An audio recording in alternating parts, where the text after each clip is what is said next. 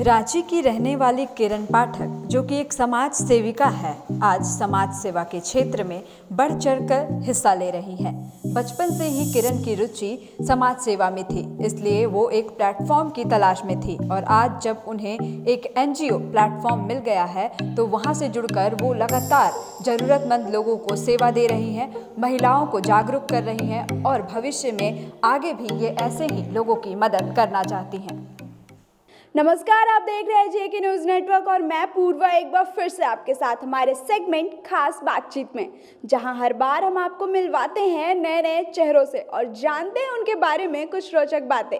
तो आज हमारे साथ हमारे स्टूडियो में मौजूद हैं एक सोशल वर्कर किरण पाठक। तो आइए जानते हैं उनके बारे में थोड़ा और विस्तार से। सबसे पहले तो मैम, आपका हमारे स्टूडियो में बहुत बहुत स्वागत है। धन्यवाद।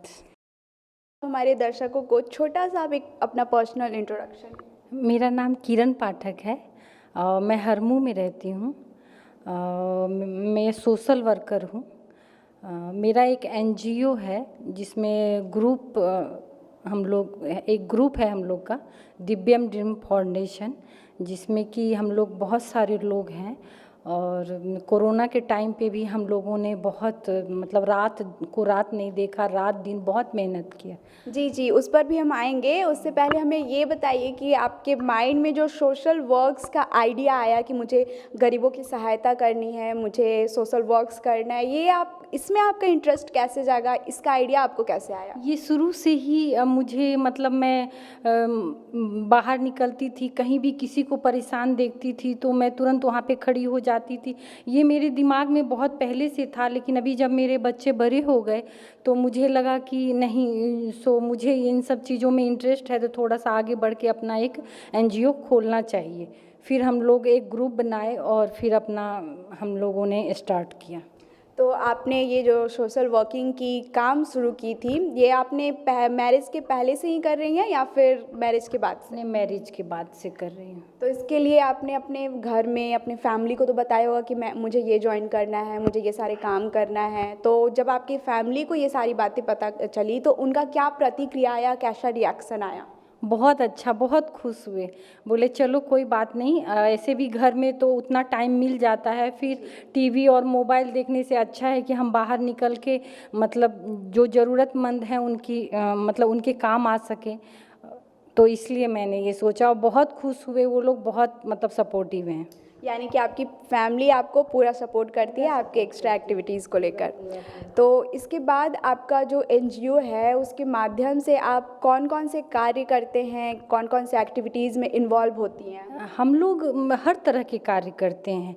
जैसे कि कोरोना के टाइम में हम लोगों ने दिन रात इतना मेहनत किया कि जिनको जहाँ लगा, ऐसा नहीं कि झारखंड से बाहर भी और झारखंड में भी जहाँ पे ऐसा लगा कि हम लोगों की ज़रूरत है, जहाँ पे कि मैं किसी का हेल्प कर सकती हूँ, तो वहाँ पे हमारी टीम, हम सब मिलके खड़े होके, वो चाहे राशन हो या कपड़ा हो या मास्क हो या सैनिटाइज़र हो, हर तरह से हम लोगों ने मदद की, चाहे वो पैसा हो, कुछ भी। हाँ, अभी जो हमें कोरोना काल देखने को मिल रहा है, जिसमें लॉकडाउन गरीबों पर काफ़ी ज़्यादा भारी पड़ा है, तो ऐसे में क्या हुआ, जो गरीब है आप लोग सहायता तो करते हैं काफ़ी, लेकिन गरीब जो तबके वर्ग के लोग हैं, बहुत सारे वर्ग पीछे छूट जाते हैं। तो आप लोग किस तरह से कोशिश करती हैं कि जो छूट गए हैं उन तक भी पहुँचें और हर एक वर्ग को अपनी मदद पहुँचा पाएँ?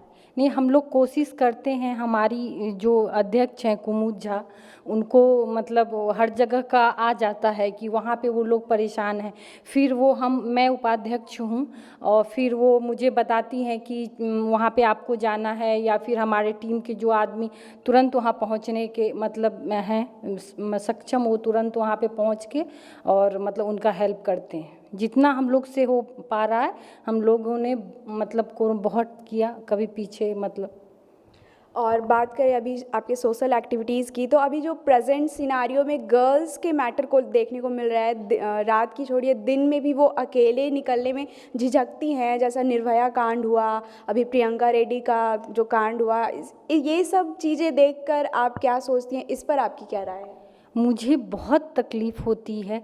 आजकल मैं डेली न्यूज़पेपर एक पेज समझिए कि भरा रहता है इन मतलब कांड से, और मैं इसको देख के मुझे इतना तकलीफ़ होता है कि कैसे मतलब इसके लिए सरकार को एक कोई ठोस कदम उठाना चाहिए कि कम से कम हमारी जो बच्चियां हैं वो सुरक्षित हों, वो कहीं भी जाएं मतलब किसी भी तरह से, तो उनका जो है सो मतलब ऐसा कुछ करें, ऐसा कोई व्यवस्था करें, ऐसा कोई गाइड मतलब कुछ ऐसा गाइडलाइन जारी करें जिससे कि मेरी बच्चियों को सपोर्ट मिले और सुरक्षा मिले। जी, तो ये तो हो गई आपके सोशल वर्क्स वगैरह की बातें। इसके अलावा हट के आपकी पर्सनल हॉबीज़ वगैरह की बात करें तो आपका कुछ personal hobbies activity? Personal hobbies में मुझे गाना सुनना बहुत पसंद है। वैसे मेरी पर्सनल हॉबीज़ यही है कि मुझे मतलब मैं किसी को भी तकलीफ़ में नहीं दे सकती। थोड़ा सा भी किसी को उदास देखना तो फिर उसको हंसाना, मतलब किसी को मतलब कोई मेरी वजह से खुश हो और मेरी वजह से किसी के चेहरे पे स्माइल आए, ये मुझे बहुत पसंद है और इसके लिए मैंने बहुत लाइफ में ऐसा कुछ किया है। क्या बात है। तो किरण जी ने हमें बताया कि उन्हें गाना गाना पसंद है, तो ऐसा तो हो ही नहीं सकता कि हम उनसे एक गाना ना सुने। तो हमारे दर्शकों के लिए एक छोटा सा। साजन मेरा उस पार है, मिलने को दिल बेकरार है, जिनकी चाहत में अखियां तरसी हैं। बस कोई बात नहीं, कोई बात नहीं। इसके बाद आपने ये भी बताया कि आप कोशिश करती हैं कि दूसरों के चेहरे पर मुस्कान ला सकें और हमेशा कुछ ना कुछ करती रहती है। तो ऐसा क्या करती हैं आप जिससे दूसरों के चेहरे पे मुस्कान आती है? कोई भी आदमी, सबसे पहले मैं जिसको परेशान देखती हूँ तो मैं एक अंदाज़ा लगाती हूँ तुम इस वजह से परेशान हो, ऐसा है। मैं उसको कोशिश करती हूँ कि उसका मैंने परेशानी दूर करूँ और हर तरह से उसको मतलब मैं बता नहीं सकती कि किसको कैसा जैसा लगता है मुझे कि मैं इसको ऐसा करके उसको मतलब हंसा सकती हूँ तो मैं वो करती हूँ, चाहे वो जिनको ज़रूरत है तो मैं उसके काम आ सकूँ। बस इतना है कि इससे बड़ा और कार्य क्या हो सकता है कि आप दूसरों के चेहरे पर मुस्कान लाती मुझे हैं। बहुत पसंद है। मैं आज से ये काम नहीं, मैं बचपन में छोटी थी तब से, जैसे मैं जा रही थी और एक बार मुझे याद है बचपन का कहानी की बहुत सारे बच्चे खेल रहे थे, उसमें एक बच्चे जो है सो सब बच्चे मिलके एक बच्चे को पीट रहे थे। मैं तुरंत गाड़ी रोक के मैं उतरी और उनका झगड़ा छुड़ाई और मैंने सबको टॉफ़ी के लिए कुछ कुछ मतलब ऐसे दे दिए। मैं बोली पैसे, जाओ तुम लोग टॉफ़ी खा, मत मार, बच्चा है, ऐसे करके मैंने छुड़ाया। मैंने एक जगह एक लड़की को भी मतलब परेशान मतलब उनको लोग कर रहे थे, मैंने वहाँ से उसको छुड़ाया। फिर मैंने उसको बहुत सारा मतलब मेरे घर में अगर कोई थोड़ा सा जैसे मतलब हम लोग हेल्प करने के लिए किन्हीं को बुलाते हैं और वो बताएंगी भाभी मेरे को ये परेशानी वो परेशानी, सडनली मैं चाहती हूँ कि उसका किस तरह से उसकी परेशानी हो। अगले दिन भाभी आपने जो किया ये बहुत अच्छा, मेरा घर में हस्बैंड भी बहुत खुश हैं, मेरे बच्चे भी बहुत खुश हैं। आप बस वही देखने के लिए मैं तरसती हूँ। बिल्कुल बिल्कुल, बहुत ही ज़्यादा प्रेरणादायक बातें ही रही आपकी। तो अंत में हम कंक्लूड करते हुए ये जानना चाहेंगे कि काफ़ी महिलाएं होती हैं जो शादी के बाद अपने घर गृहस्थी के जीवन में ही उलझ कर रह जाती हैं। तो आप वैसे महिलाओं को क्या संदेश देना चाहेंगी जो आपकी ही तरह शादी के बाद थोड़ा एक्स्ट्रा एक्टिविटीज़ में इन्वॉल्व हों? मैं यही कहना चाहूँगी कि आप घर से बाहर निकलिए। शादी के बाद, बच्चों के बाद भी आगे हमारी एक नई ज़िंदगी इंतज़ार कर रही है। आप आइए और मतलब नए नए लोगों से मतलब मिलिए और नया नया चीज़ देखने को मिलेगा। उसमें आपको कभी मन करेगा कि अरे इस पे हम आगे बढ़ सकते हैं, इस कोई ऐसा चीज़ होगा जो आपको बहुत लुभाएगा, आपको उसमें बहुत इंटरेस्ट होगा तो आप उसमें आगे बढ़ सकते हैं, अपने जीवन को एक नया दिशा दे सकते हैं। क्योंकि घर गृहस्थी तो हमारे साथ चलती रहेगी लेकिन उसके साथ मेरी एक पर्सनल अपनी लाइफ भी होती है। थोड़ा खुद को टाइम दो, थोड़ा खुद के लिए भी सोचो, अच्छा सोचो, पॉजिटिव सोचो और आप खुश रहेंगे तो दूसरे को खुश रख सकेंगे। आपके चेहरे का स्माइल देख के दूसरे लोग हंसेंगे। बिल्कुल सही बात, सही बात। तो इसी के साथ मैम आपका फिर से एक बार बहुत बहुत शुक्रिया हम अपना कीमती समय निकाल कर हमारे जेके न्यूज़ नेटवर्क में आने के लिए। Thank you so much.